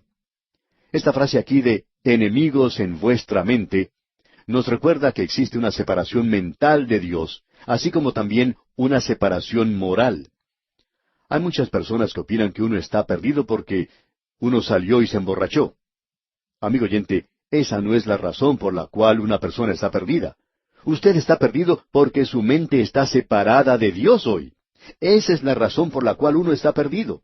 Y eso, creemos nosotros, nos explica ese feroz antagonismo contra Dios de parte de aquellos llamados intelectuales. Existe un odio tremendo contra Dios, y esto es algo que uno no se da cuenta sino hasta cuando se predica el Evangelio a ciertos grupos. Cuando usted predica el Evangelio a cierta clase de gente, puede observar en sus ojos el odio tremendo que ellos tienen contra el Señor Jesucristo y contra lo maravilloso que Él es, y lo que hace para salvarlos. Es una separación que existe en la mente y en el corazón del hombre el día de hoy. Siguiendo ahora adelante, podemos notar lo que dice aquí el versículo 22. Leamos. «En su cuerpo de carne, por medio de la muerte, para presentaros santos y sin mancha e irreprensibles delante de Él». Ahora, en su cuerpo de carne, creemos que es una declaración específica que Cristo sufrió no simplemente en apariencia, sino que sufrió en un cuerpo verdadero, porque esa era una de las herejías del gnosticismo de aquel día. Prestemos atención a lo que aquí se dice acerca de ser sin mancha. Este era uno de los requisitos para un animal que iba a ser sacrificado. Y Él es capaz de presentarnos sin mancha. ¿Por qué? ¿Porque lo somos? No, amigo oyente, sino porque Él ocupó nuestro lugar. Usted y yo no podemos presentar perfección ante Dios, y Dios no puede aceptar nada que no sea perfecto. Por tanto, Él no puede salvarnos por nuestras obras o por nuestro carácter. Simplemente no podemos alcanzar esa perfección. Luego tenemos esa palabra irreprensibles. Y eso significa que no se nos puede acusar, no se nos puede culpar de nada. Es decir, que Dios es quien justifica. Y si Dios es quien justifica, entonces, ¿quién nos va a acusar? Él es el que nos ha limpiado. Y cuán maravilloso es esto, amigo oyente. Luego en la primera parte del versículo 23 se nos dice, «Si en verdad permanecéis fundados y firmes en la fe». Este no es una cláusula condicional que se encuentra aquí y que se basa en el futuro. Él no está hablando de eso. Ese es el sí que hemos visto antes y que el apóstol Pablo acostumbra usar. Este es el sí de un argumento. Esto no es algo que será si alguna otra cosa es, sino que es el sí de un argumento, y este sí del argumento, creemos, debe ser mirado de la siguiente manera, que no tiene referencia al futuro. No es algo que será si alguna otra cosa es, sino que es algo que fue si alguna otra cosa es. Es decir, si usted hoy es un hijo de Dios, y eso es lo que Él quiere señalar aquí. Si usted es un hijo de Dios, va a continuar en la fe, permanecerá fundado y firme. Y como dice el versículo 23 a continuación, y sin moveros de la esperanza del Evangelio que habéis oído. Usted no será movido si usted es un hijo de Dios en este instante. Y Pablo continúa en la parte final de este mismo versículo 23, que habéis oído, el cual se predica en toda la creación que está debajo del cielo, del cual yo, Pablo, fui hecho ministro. A Pablo siempre le gusta mirar hacia el pasado y destacar este glorioso privilegio que él tenía de ser un ministro de Jesucristo. Y amigo oyente, consideramos eso como el honor más grande que se le pueda dar a una persona. Y cada día le damos gracias a Dios por el privilegio que nos ha dado de presentar su palabra. No creemos que exista algo igual o superior a esto. Llegamos ahora al versículo 24, donde se trata la obra subjetiva de Cristo por los santos. Y esta es otra división que comprende los versículos 24 al 29. Con estos versículos se finaliza este primer capítulo. Por supuesto, vamos a tener que esperar hasta nuestro próximo programa para entrar en detalle aquí, pero permítanos mencionar solamente algo para que pueda pensar desde ahora hasta el momento en que nos reunamos otra vez más. Pablo dice aquí en el versículo 24 de este capítulo 1 de su epístola a los Colosenses, «Ahora me gozo en lo que padezco por vosotros, y cumplo en mi carne lo que falta de las aflicciones de Cristo por su cuerpo, que es la Iglesia». Pablo está diciendo aquí que era necesario para él llenar lo que faltaba del sufrimiento de Cristo. Ahora, ¿no es esa una declaración sorprendente? Alguien quizá nos puede decir, bueno, eso contradice lo que usted estaba predicando, que Él sufrió por nosotros y pagó la culpa del pecado y que no hay nada que debamos hacer para la salvación. Y amigo oyente, aún opino que eso es verdad. En efecto, yo sé que eso es verdad, pero ¿contradice eso este versículo? No, amigo oyente, ese versículo no lo contradice para nada. Y vamos a hablar de eso, Dios mediante, en nuestro próximo programa. Nos encontramos hoy en el primer capítulo del libro de Colosenses, y vamos a observar lo que nos dice el versículo 24.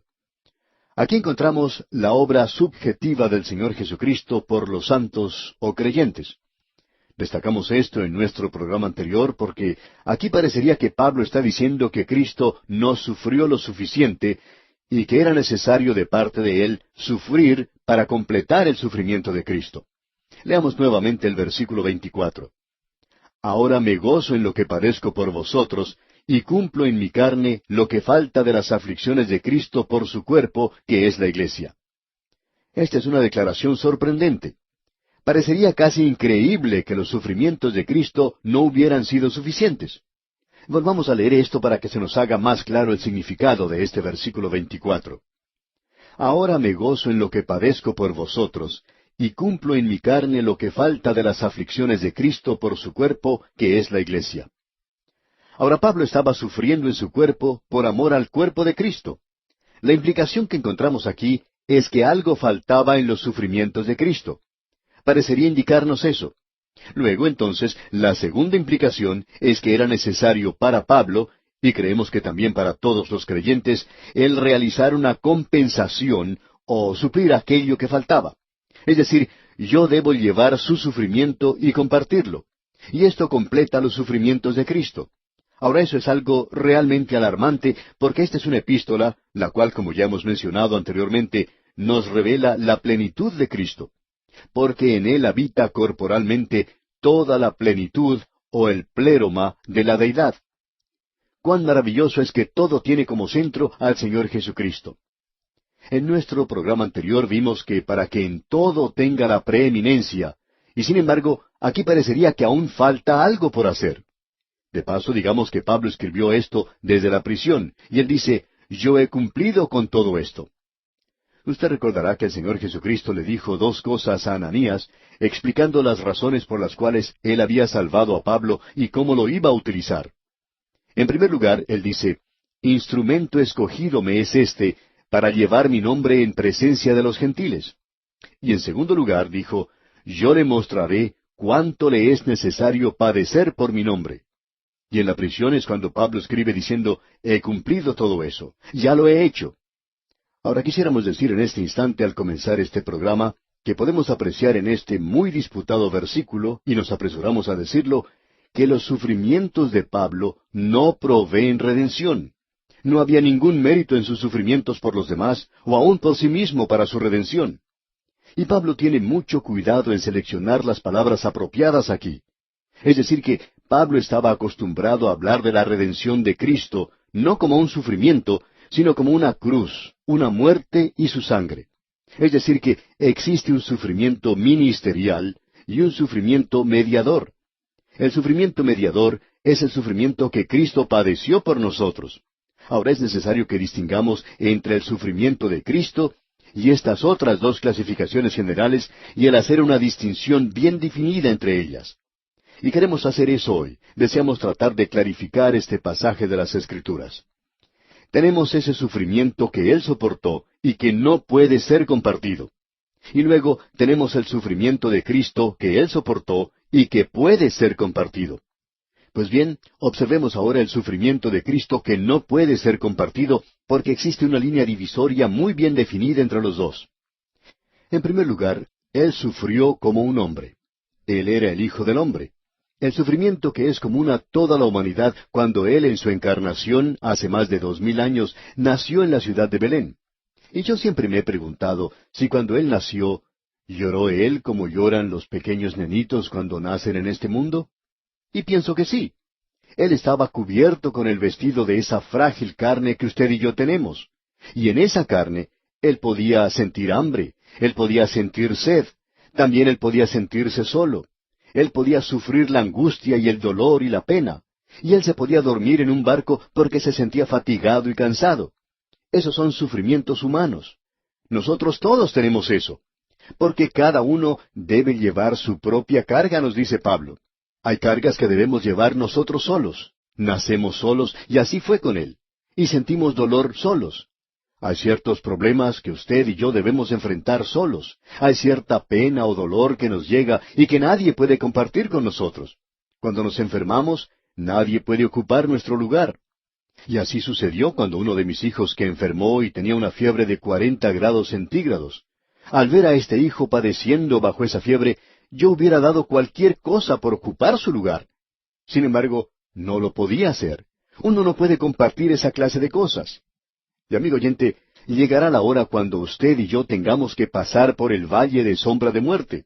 Y humanamente hablando, morimos solos. Esa es la razón por la cual es tan maravilloso el ser creyentes y saber que Jesucristo está con nosotros en esa ocasión, porque ninguna otra persona puede pasar por esa experiencia con usted entonces.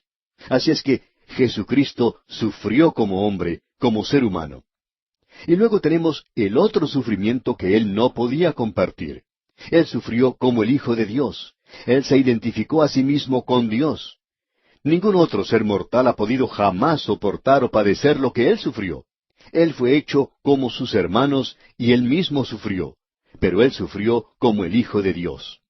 Ya hablamos bastante de esto cuando estábamos estudiando allá el Salmo 69, de cómo les aherían en sus canciones los bebedores de Nazaret. Cómo Él sufrió en ese lugar. Él dice que se había vestido con cilicio. Ah, amigo oyente, cuánto sufrió Él porque era el Hijo de Dios. Y luego usted recuerda que Él fue arrestado. Los soldados del sumo sacerdote se burlaban de Él. Colocaron un manto sobre Él, también una corona de espinas. Y luego jugaron un juego romano, conocido como la mano caliente. Le vendaron los ojos, y todos los soldados le golpeaban, y le preguntaban luego diciendo quién de ellos le había bofeteado y golpeado. Le golpeaban una y otra vez. Luego le quitaban la venda de los ojos y le preguntaban quiénes le habían golpeado. Y por supuesto, él nunca podía señalar la persona que le había golpeado. Y aun si lo hubiera hecho, ellos no hubieran aceptado su respuesta. Luego volvían a colocar la venda sobre sus ojos y volvían a hacer este juego y lo hacían una y otra vez. Y todos le golpeaban. El Señor Jesucristo fue golpeado, fue desfigurado más que ningún otro hombre. Creo que ellos le habían golpeado tanto su rostro que ni siquiera se podía reconocer antes de colocarle sobre la cruz. Él sufrió de una manera tal que ni usted ni yo, amigo oyente, vamos a tener que padecer.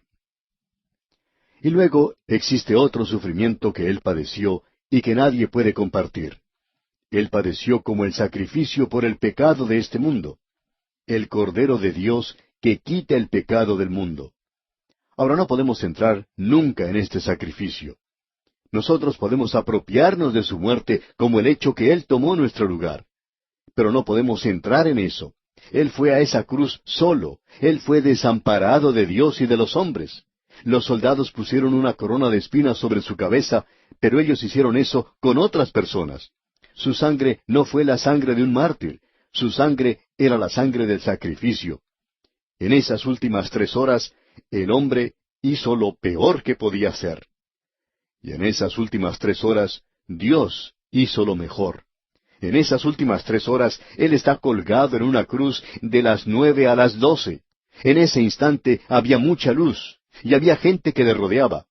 Luego, desde las 12 hasta las 3 de la tarde, la hora nona, todo se oscureció, y Dios estaba haciendo lo mejor, porque en ese momento la cruz se convirtió en un altar sobre el cual el Cordero de Dios estaba quitando el pecado del mundo.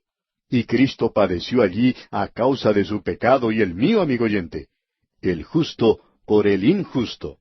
Ese es un sufrimiento que ni usted ni yo podemos soportar. Y Él no lo puede compartir con ninguna otra persona, amigo oyente.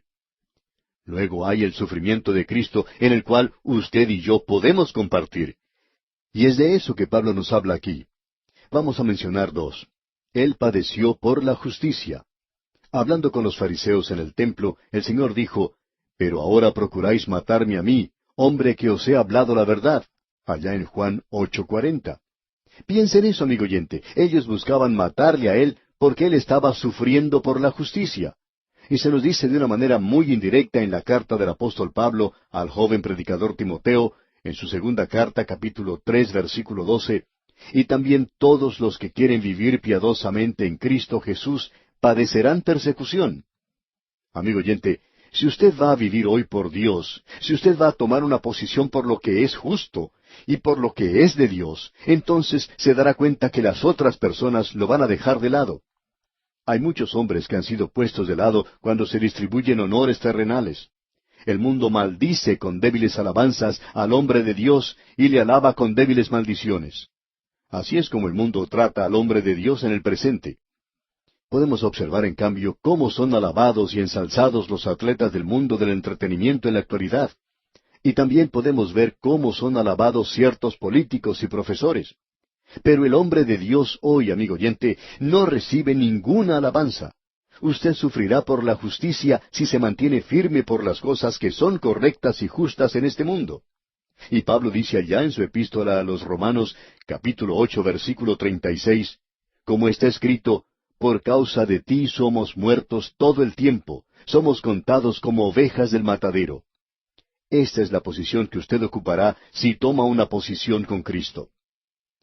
Y luego, el segundo tipo de sufrimiento que podemos compartir es que sufriremos en la misma medida con la cual nos identificamos con Cristo. El apóstol Juan, allá en su 1ª epístola, capítulo 4, versículo 17, dice, «En esto se ha perfeccionado el amor en nosotros, para que tengamos confianza en el día del juicio, pues como Él es, así somos nosotros en este mundo». Y el Señor Jesucristo mismo nos dice algo muy directo, cuando expresa allá en el Evangelio según San Juan, capítulo 15, versículo 18, «Si el mundo os aborrece, sabed que a mí me ha aborrecido antes que a vosotros. Si fuerais del mundo, el mundo amaría lo suyo. Pero vosotros no sois del mundo, y por eso el mundo os aborrece». La popularidad del creyente con el mundo es en razón inversa con su popularidad con Cristo. Amigo oyente, si usted es popular con el mundo como creyente, usted no es popular con Cristo. Y si usted va a ser popular con Cristo, entonces no va a ser popular en este mundo. El Hijo de Dios hoy tiene que tomar su lugar, identificarse a sí mismo con Cristo Jesús. Usted tiene que recordar que el Señor Jesucristo sufre hoy a través de su iglesia. Usted recuerda lo que el Señor le dijo a Saulo de Tarso, «Saulo, Saulo, ¿por qué me persigues?». Y este joven fariseo se sentía aturdido y confuso, y él dijo, «¿Qué quieres decir? Yo no te estoy persiguiendo. Yo estoy persiguiendo a los creyentes». Pero ve usted, él realmente estaba persiguiendo a Cristo. Y Pedro podía decir en su carta, en su 1ª epístola, capítulo 4, versículo 12, Amados, no os sorprendáis del fuego de prueba que os ha sobrevenido, como si alguna cosa extraña os aconteciese, sino gozaos por cuanto sois participantes de los padecimientos de Cristo. Y debo decirle, amigo oyente, que Él sufrió como ser humano. Pero esa no fue su obra o muerte redentora sobre la cruz. Esas son cosas en las cuales ni usted ni yo podemos entrar, no podemos participar. Pero hay algo que es seguro. Si el Evangelio va a ir hacia adelante hoy, amigo oyente, entonces alguien debe sufrir. El doctor George Gale dijo lo siguiente: cuando una criatura nace en este mundo, alguna mujer tiene que padecer dolor. Y la razón por la cual no hay más gente que está naciendo de nuevo es porque no hay suficientes creyentes dispuestos a padecer. Y eso no es algo muy popular hoy. Pero de eso es de lo que Pablo nos está hablando aquí. A todos nosotros nos gustaría mucho ver un avivamiento. Hablamos con mucha volubilidad acerca de testificar y vivir para Dios y cosas por el estilo. Amigo oyente, permítame decirle que si el Evangelio va a avanzar hoy, y si la gente va a ser salva, alguien tiene que pagar el precio. Y me pregunto, ¿cuánto está pagando usted hoy para esparcir la palabra de Dios? ¿Cuánto le está costando a usted en realidad, amigo oyente, para que sea predicada la palabra de Dios? Quizá eso no sea algo muy apropiado para decir ahora, pero es necesario hacerlo porque lo tenemos aquí ante nosotros. Bueno, continuemos observando lo que dice el resto de este capítulo. Y en el versículo 25 de este capítulo 1 de la Epístola a los Colosenses, Pablo dice: de la cual fui hecho ministro según la administración de Dios que me fue dada para con vosotros, para que anuncie cumplidamente la palabra de Dios. Ahora Pablo usa aquí la palabra administración, y cuando estábamos estudiando la Epístola a los Efesios, tratamos con esta palabra en gran detalle. La palabra administración es la palabra economía, aún por transliteración. Tenemos economía política, economía doméstica, y hay muchas economías diferentes por las cuales Dios trata con este mundo. Pero amigo oyente, siempre está basado en la redención del Señor Jesucristo. Antes de que Cristo viniera a este mundo, los hombres presentaban un pequeño cordero hacia su venida en fe, porque ellos no eran salvos por ese pequeño cordero. Ellos fueron salvos porque Cristo murió por ellos. No traiga ahora un cordero, porque eso es algo histórico, ya que Cristo ya ha venido a este mundo. Todo lo que usted tiene que hacer ahora es confiar en Él. Es por eso que Pablo puede decir, de la cual fui hecho ministro según la administración de Dios. Esta nueva economía en la cual nosotros entramos, de la iglesia, que me fue dada para con vosotros. Eso es en realidad para los gentiles que se encontraban en Colosas, para que anuncie cumplidamente la palabra de Dios. Esto es algo que había estado oculto en el Antiguo Testamento, pero ahora Dios dice que el Evangelio debe ir a los gentiles.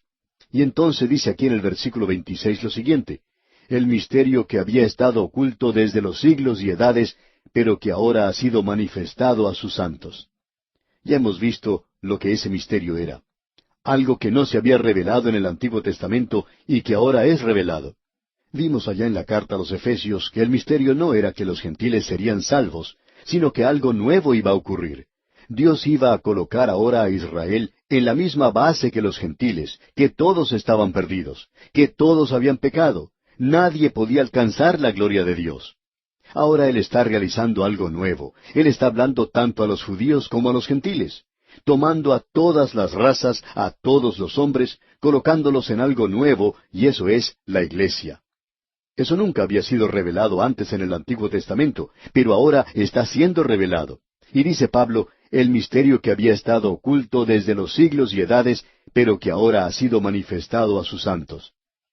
Pablo no era el único que había recibido esto como piensan algunas personas. Eso había sido revelado a los santos de aquel día. Y en el versículo 27 leemos, a quienes Dios quiso dar a conocer las riquezas de la gloria de este misterio entre los gentiles, que es Cristo en vosotros, la esperanza de gloria. ¿Cuál era ese misterio? Es Cristo en vosotros, la esperanza de gloria. Es decir, que usted y yo, amigo oyente, hoy hemos sido llevados a algo completamente nuevo, y es la iglesia. Y la iglesia tiene una gloriosa perspectiva por delante. Hoy estamos en Cristo. En el momento en que usted confía en Cristo, el Espíritu Santo lo bautiza, lo coloca a usted en el cuerpo de creyentes. ¿Qué cosa más gloriosa, más maravillosa es esta, amigo oyente? Luego dice en la primera parte del versículo 28, a quien anunciamos, amonestando a todo hombre y enseñando a todo hombre en toda sabiduría. El Evangelio no es lo que nosotros predicamos, sino a quién predicamos. Nadie ha predicado el Evangelio si no ha predicado a Cristo. Amigo oyente, Cristo es el Evangelio. Juan dijo que Cristo era la vida eterna. Juan dice, nosotros vamos a hacer conocer esta vida eterna. Hemos visto la vida eterna. ¿Y a quién vio Juan? A Cristo. Y amigo oyente, hoy o usted lo tiene a Él o no lo tiene. El Evangelio es Cristo mismo. Es lo que Él ha hecho por nosotros en su muerte, su resurrección y lo que hará por nosotros en el futuro. Leamos una vez más este versículo 28. A quien anunciamos, amonestando a todo hombre y enseñando a todo hombre en toda sabiduría, a fin de presentar perfecto en Cristo Jesús a todo hombre. Ahora también hay algo más. Tenemos que enseñar. Creemos que hay dos cosas que como ministros debemos hacer hoy. Debemos predicar el Evangelio. Nosotros no solo hemos sido llamados para ganar a los pecadores a Cristo, sino también para salvarlos de la ira que vendrá. Eso es maravilloso. Pero yo debo buscar hoy que los hombres y las mujeres se conviertan en miembros fieles de una iglesia, la iglesia local. Y esa es la razón por la cual creo que debemos apoyar a tantos pastores por muchos países en el día de hoy. Estamos tratando de ayudar a las iglesias. Y lo hacemos porque, si no lo hacemos, no cumpliríamos con nuestro ministerio. Porque nosotros no solo tenemos que predicar el Evangelio, sino que debemos edificar a la gente para que ellos puedan llegar a ser buenos miembros de la iglesia, para que lleguen a ser fieles a ese lugar, para que crezcan en la gracia, para que ellos puedan llegar a servir a Cristo en la asamblea local. Eso es, amigo oyente, algo realmente maravilloso. Y Pablo dice ahora en el versículo 29, para lo cual también trabajo, luchando según la potencia de Él, la cual actúa poderosamente en mí. Esto es algo que creemos es muy personal y maravilloso. Él dice, esto es lo que yo estoy tratando de hacer, lo que estoy buscando hacer. Y esta palabra, luchando, quiere decir agonizando, según la potencia de Él, la cual actúa poderosamente en mí. Y ese debería ser el deseo de cada uno de nosotros que estamos trabajando por Cristo hoy, que Él obre poderosamente en nosotros, haciendo dos cosas: anunciando la palabra de Dios, el Evangelio, para que la gente sea salva, salva de la ira que vendrá, y luego para edificarlos en la fe. Bien, esas son las dos cosas que nosotros los ministros debemos hacer hoy. Esas son las dos cosas que la iglesia tiene que hacer hoy, y es algo muy importante. Bien, amigo oyente, vamos a detenernos aquí por hoy. Continuaremos, Dios mediante, en nuestro próximo programa. Le sugerimos, mientras tanto, leer el segundo capítulo de esta epístola a los Colosenses, para estar así bien informado cuando demos comienzo a este tan bien importante capítulo.